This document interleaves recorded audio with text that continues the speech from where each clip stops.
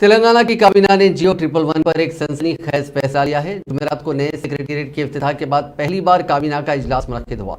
इस मौके पर काबीना ने जियो 111 को वापस लेने का फैसला किया। काबीना ने ऐलान किया कि जिला रंगारेड्डी और हैदराबाद के अतराफ के 84 गांवों को फायदा पहुंचाने के लिए जियो 111 को वापस लिया जा रहा है। चीफ मिनिस्टर चंद्रशेखर राव की सदारत में आज मुनक्किदा काबीना के इजलास में फैसला लिया गया।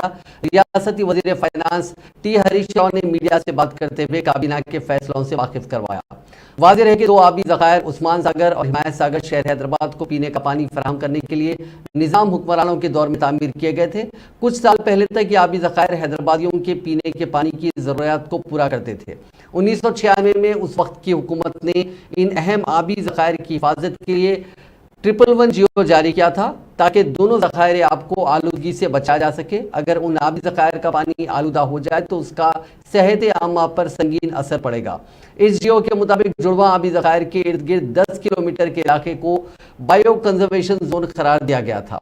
रंगारेड्डी जिले के 7 मंडलों से ताल्लुक रखने वाले 84 गांव इस दायरे कार में आते हैं। तमाम चीफ मिनिस्टर चंद्रशेखर राव ने असेंबली में जियो 111 को वापस लेने का ऐलान किया था।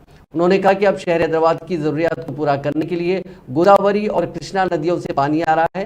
मजीद 100 सालों में शहर के लिए पीने के पानी की कोई कमी नहीं होगी, इसलिए मौजूदा हालात में जियो 111 का कोई मतलब नहीं है। వాటిని కూడా 150 నుంచి 200 ఫీట్ రోడ్ల వరకు వాటిని ఇంకా పెద్దగా డెవలప్ చేయాలని చెప్పి కూడా ప్రభుత్వం ఈ రోజు నిర్ణయం తీసుకోవడం జరిగింది. రాబోయే రోజుల్లో కొండపోచమ్మ నుంచి కాళేశ్వరం జలాలతోని వీటిని ఇటు మూసీని గండిపేట హిమాయత్ సాగర్ని కూడా లింక్ చేయాలని చెప్పి ముఖ్యమంత్రి గారు ఆదేశించడం జరిగింది. అంటే కాళేశ్వరం జలాలతో లింక్ చేసి అటు మూసీని కూడా స్వచ్ఛమైనటువంటి మూసీగా మార్చాలని, గండిపేట హిమాయత్ సాగర్లో కూడా ఈ కాళేశ్వరం జలాలతో లింక్ చేయాలని చెప్పి కూడా మనం ప్రభుత్వం నిర్ణయించుకున్నాం. అదేవిధంగా హుసేన్ సాగర్ ను కూడా రాబోయే రోజుల్లో ఈ గోదావరి జలాలతో లింక్ చేయాలని